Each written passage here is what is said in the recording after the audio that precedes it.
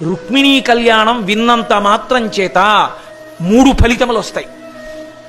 ఆడపిల్లలు గత జన్మలో చేసుకున్న పాపం వల్ల పరమ దుష్టుడైన వాడు, పెళ్లికి మంచిగా ఉన్న తర్వాత పాడయ్యేవాడు, లేదా అల్పాయుష్కుడు భర్తగా రావాలని నుదుటి మీద వ్రాసి ఉంటే ఆ వ్రాత తప్పి యోగ్యుడు దీర్ఘాయుష్మంతుడు భర్తగా వస్తాడు రుక్మిణీ కళ్యాణం వింటే.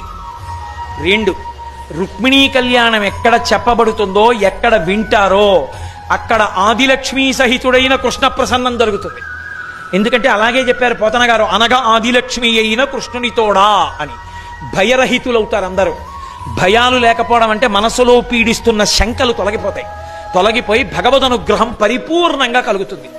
3, రుక్మిణీదేవి వ్రాసినటువంటి లేఖ విన్నంత మాత్రం చేత మంచి పెళ్ళీడొచ్చినటువంటి ఆడపిల్లలందరికీ ఉత్తమమైన వరులొచ్చి వెంటనే పెళ్ళిళ్ళు అయిపోతాయి.